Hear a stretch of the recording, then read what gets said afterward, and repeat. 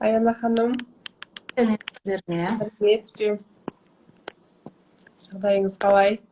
Жақсы, рахмет.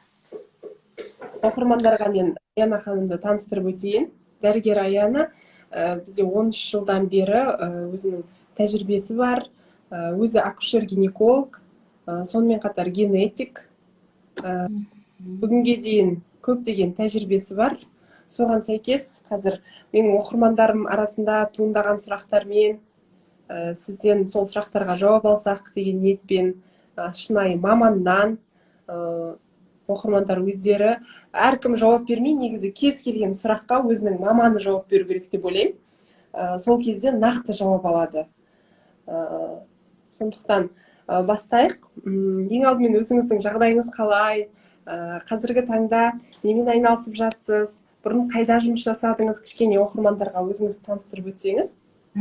Жақсы, Гүлжауһар ханым, рахмет. Үлкен. Мен өзімді таныстырып кететін болсам, мен Оңтүстік Қазақстан облысы медициналық академиясын тамамдағанмын. Қызыл дипломмен акушер-гинеколог мамандығын стационарда ОПЦ облыстық перинатальдық орталық 1-де жұмыс жасадым, акушер-гинеколог болып. Кейін семьялық жағдайларыма байланысты генетика мамандығына ауыстым. Сол именно перинатальдық орталықтың генетика саласында жұмыс жасадым 2016 жылдан бастап. 2019 жылға дейін сол жерде жұмыс жасадым. Шымкент қаласында, қазір Астана қаласында тұрамын. Частный клиникада акушер-гинеколог және генетик болып жұмыс жасаймын. Рахмет.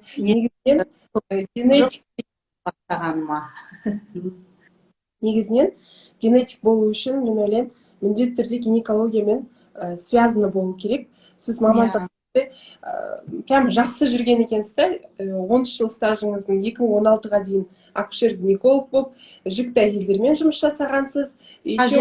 Түсіне отырып дадым десем болады осы генетика мамандығын. И 6 жыл тағы да плюс чисто генетикамен отырып, сіз уже жүкті әйелдермен жақсы разбор жасай аласыз деп ойлаймын. Солардың жағдайымен. Жалпы бізде осы жүктілік кезінде әрбір әйел үшін дені сау баланы босану ол өте маңызды болып саналады. Ең біріншісі, егер де әйел адам жүкті болып, дені сау баланы босанатын болса, ол үлкен ана бақыты. Енді осындай дені сау баланы дүниеге алып келу үшін бізде өзіндік уақытымен жүргізіліп отыратын зерттеу уақыттары бар. Зерттеу жұмыстары бар. Солардың бірі мына хромосомалық маркерларды анықтау, жүктілік кезінде. Осы жөнінде не айта аласыз? Бұл қай кезеңде жүргізіледі? Негізі қазіргі таңда өте керек биохимиялық скрининг деп айта аламын. Генетикалық әртүрлі статистикалар жүріп отырады. Ол жерде нені қалай өшіріп қойса болады екен?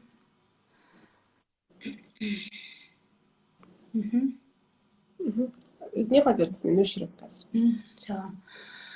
Ол жерде биохимиялық скрининг негізі өзінің апта уақыттары бар. 10 апта 6 күн аралығымен 13 аптаға дейін тапсыру қажет биохимиялық маркерларды. Ол жүктілік кезіндегі балада, іштегі баладағы хромосомалық ақауларды анықтауға өте көп септігін тигізеді, көмегін береді біз мамандарға. Ол жаңа статистикаға сүйене отырып айтатын болсақ, мысалға 100% болмаса да 50% бізге жауап беріп отырады.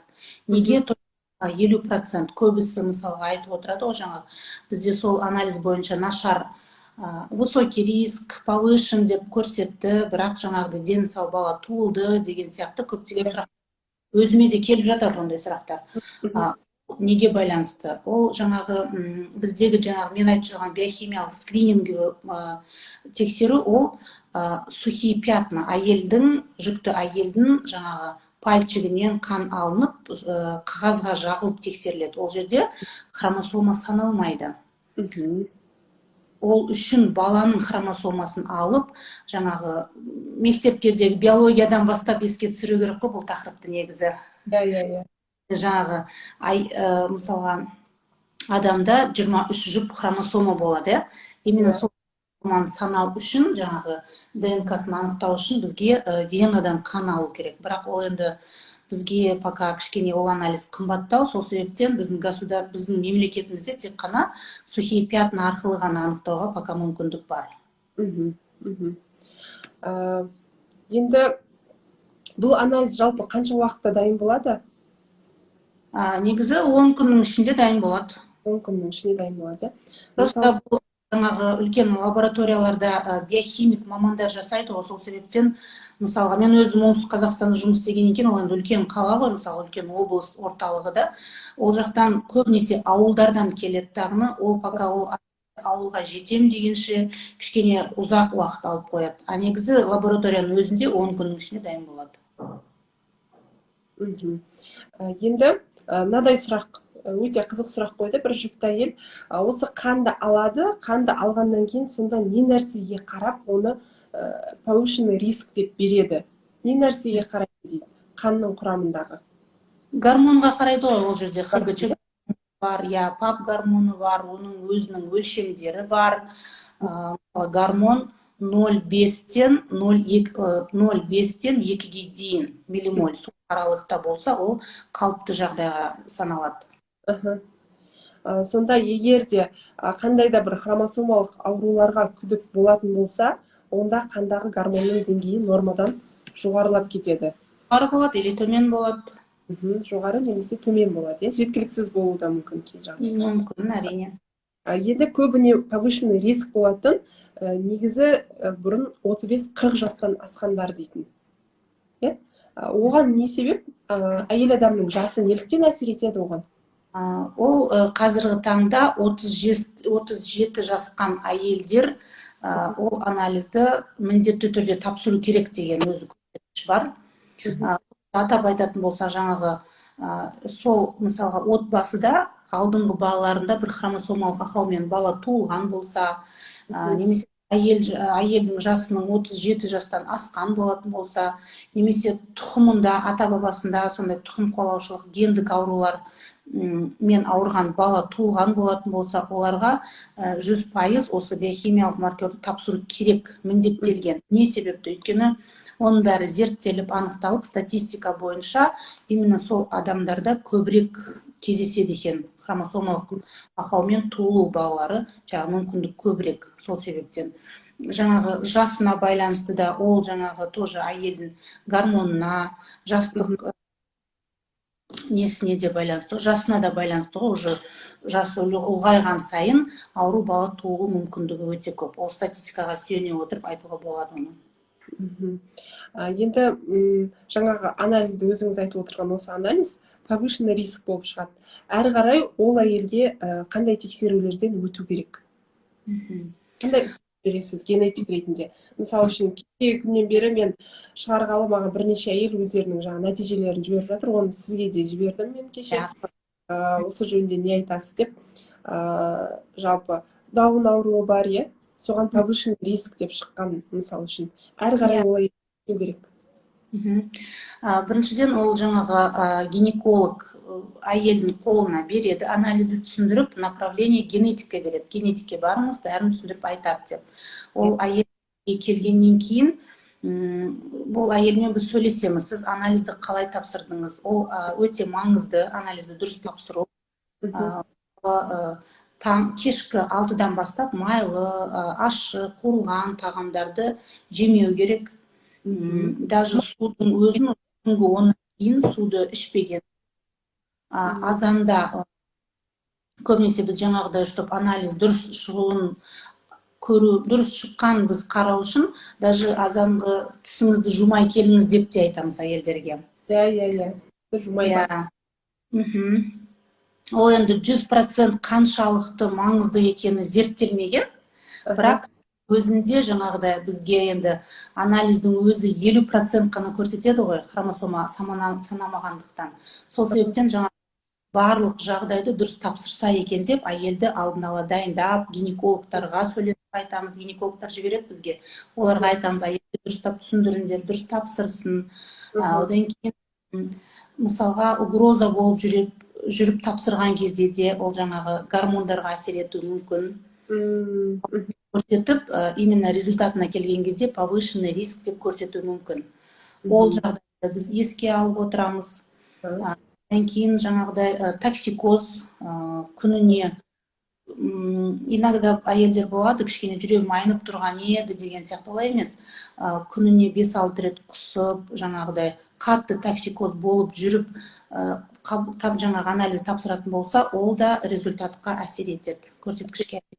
Сол себептен дұрыс тапсырған дұрыс ол анализді. Енді ал жаңағы сұрағыңыз мысалға ары қарай не істеу керек дедіңіз ғой. Ол ондай жағдайда мысалға гормонына қараймыз, жас ерекшелігіне қараймыз, соған қарай дәлелден тұратын болса, мысалға мына кісіде жасына байланысты высокий риск шығып тұр, сіздің жасыңыз 37-ден асқан екен деп әйелге түсіндіріп, қазіргі таңда бізде ИПД, инвазивная пренатальная диагностика деген бар. Ол деген іштің алдыңғы қабырғасынан жүктіліктің мерзіміне қарай кордоцентез, амниоцентез, биоцентез, жаңағы жүктіліктің мерзіміне қарай алынатын анализдің түрлері бар. Мысалға айтып өтетін болсам, мысалы плацентоцентез 10-11 аптадан бастап балада хромосомалық ақау бар ма, жоқ па, алып жаңағы жүкті әйелдің ішінен прокол жасап, ол жерде УЗИст маман отырады, гинеколог, генетик маманы бірге отырып, кіші операция дейді ғой, малы операция, сондай жолмен алынады. Солай плацентасынан алынады. 10-11 аптадан бастап ала беруге болады плацентоцентез. Плацентасынан кішкене жаңағы биопсия алып, хромосоманы анықтауға мүмкіндік бар. Одан соң көбінесе әйелдер жаңағы бірінші биохимиялық скринингті тапсырады, 10-13 апта аралығында тапсырады, оның результаты 10 күннен кейін келеді. Алыс аймақтарда тұрса, кейбір әйелдер 1 айдан кейін ол анализді алып жататындар да бар, олай да келеді. Уже 16 аптаға жетіп қалғаннан кейін именно жаңағы баланың пуповинасынан немесе околоплодной воды деген бар ғой, баланың содан алып, тоже хромосоманы анықтауға болады.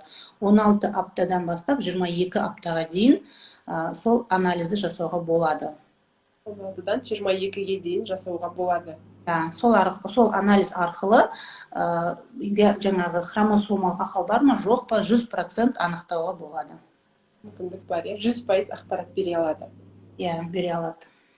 Көбіне осыны мысалы мен жүкті әйелдің арасынан да байқаймын, жүкті әйелдердің генетик, когда осы методты ұсынған кезде, олар сразу басқаларға жүгінеді, таныстарына жүгінеді, жасатайын ба, сен естедің, осыны естідің ба, немесе туысқан дәрігерлері бар, барлығына хабарлап айтып шығады. Әрине ол енді жүкті әйелдің біріншіден психологиялық жағынан түсінуге болады, қорқыныш пайда болады, өйткені ол үшін баланың денсаулығы, әрі оны баланы жоғалтып алмай, соңына дейін апарып босанғысы келетіндігін барлығымыз түсінеміз.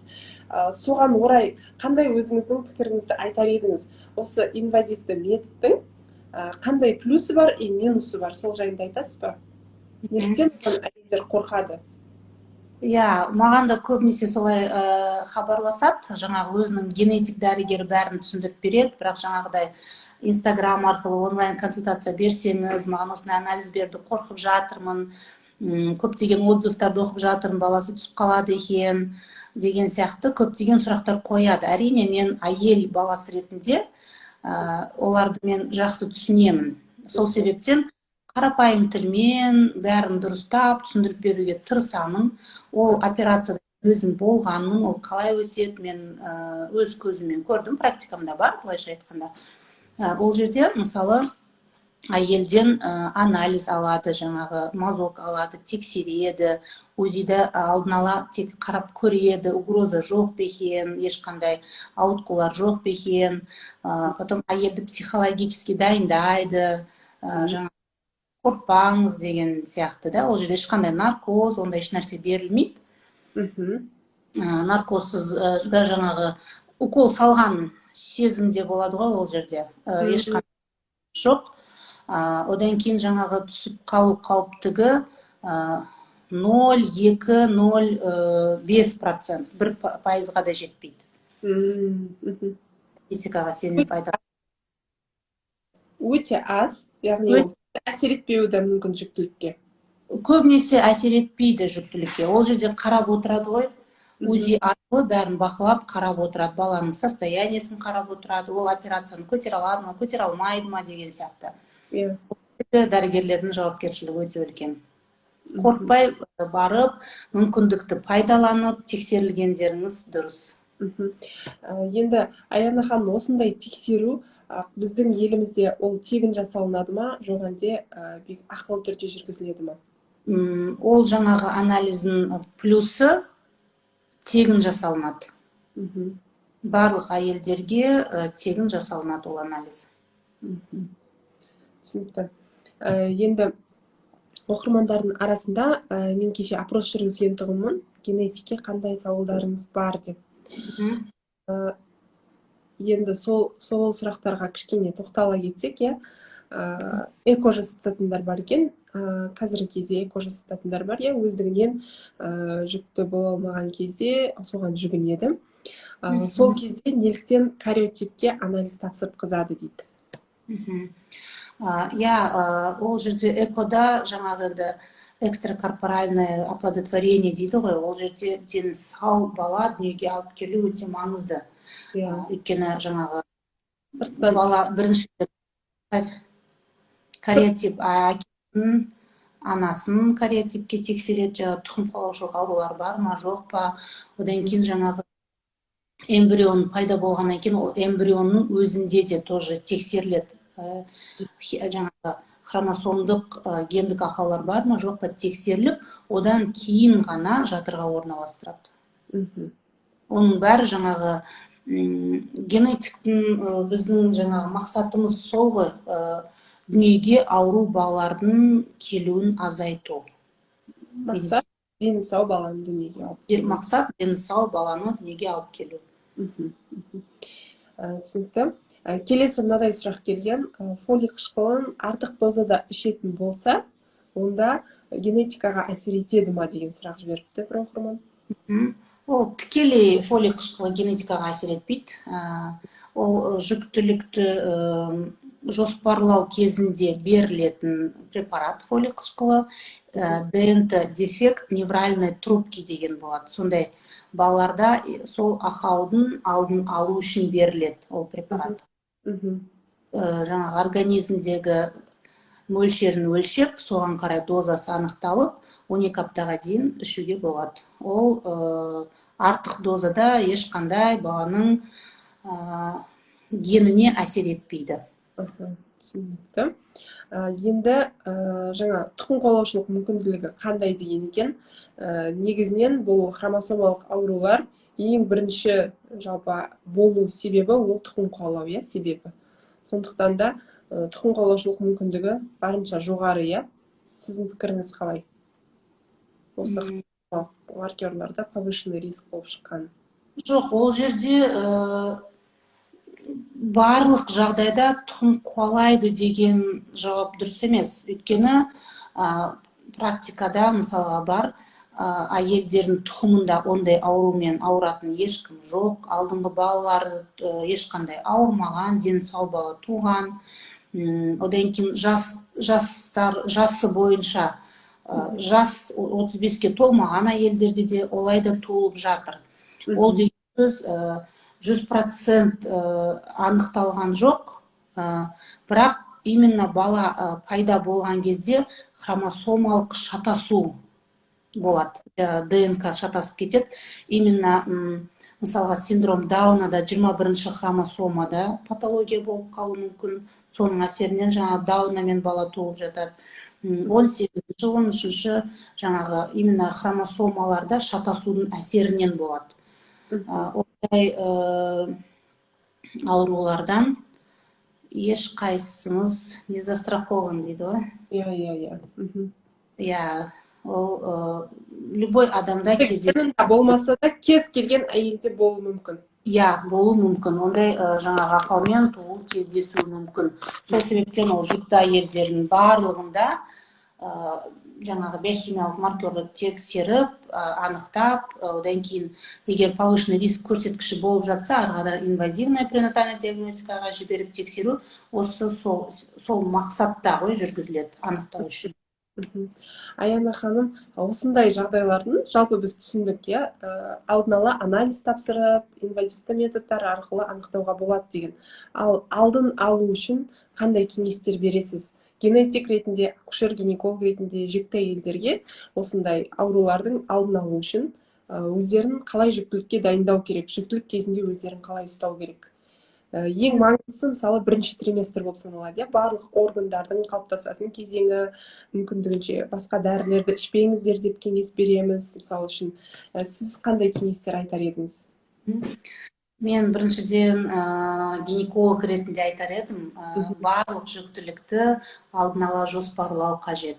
Жаңағы микро, макро элементтерді тапсырып, қайсысы жетіспейді, сол витаминдерді қабылдап, әйелі жоспарлап, жаңағы дайындалған дұрыс, жаңағы дұрыс тамақтанудың өзі де кіреді, зиянды заттарды шектеу, олар да кіреді. Одан кейін жаңағы қазір көбінесе мен байқағаным, болмаса да жаңағы алдынға қорқыныштан жаңа баланың түсіп қалу қаупі бар екен дегендей гормонал препараттарды көп тағайындайды екен. Оның өзі де өте қатты әсер етеді негізі. Сондай жақтарға өте мән берген дұрыс деп ойлаймын.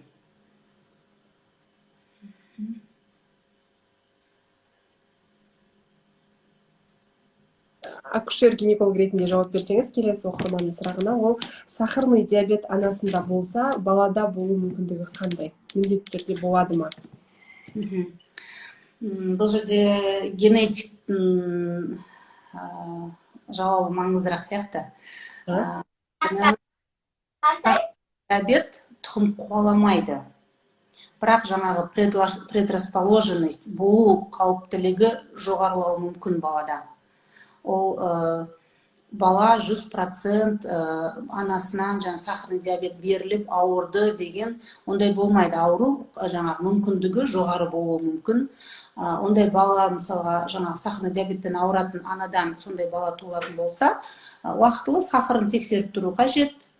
Жаңағы ол кезде сахарный диабетпен ауыру мүмкіндігі жоғары болады. Оның алдыңғы баласы сахармен туылатын болса, а егер оның алдыңғы баласы сахарный диабетпен туылмаған, бәрі дені сау болатын болса, ол 100% беріледі деп айта алмаймыз. Дені сау бала болуы да мүмкін.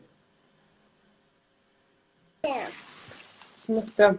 Оқырмандар арасында сұрақ болса, қойса болады Аяна ханымға.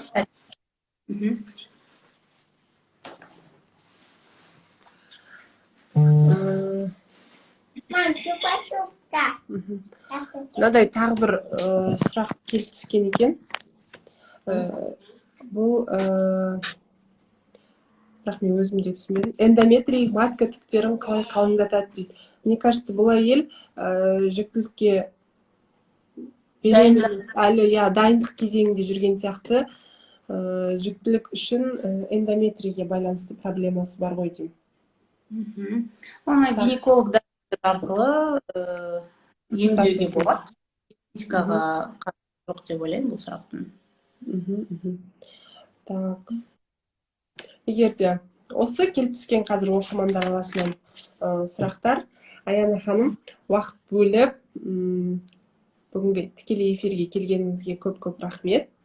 Оқырмандардың арасында егерде генетиктің консультациясын қажет ететіндер болса, Аяна ханымға жазсаңыздар болады, консультациясын береді. Сіз онлайн консультация жүргізе бересіз, е? Қазір онлайн консультация жүргізіп жатырмын. Басыға болады, сол телефон номерім жазылған страничкамда. страницасына кіріп, қазір мен белгілеп қоям. Консультация қажет болса, жүгінсеңіздер болады. Көп рахмет сізге. Жауһар ханым, рахмет шақырғаныңызға. Өте қуаныштымын. Сұрақтарыңыз болса жазып тұрыңыздар. Жақсы, сау болыңыздар. Сау болыңыздар.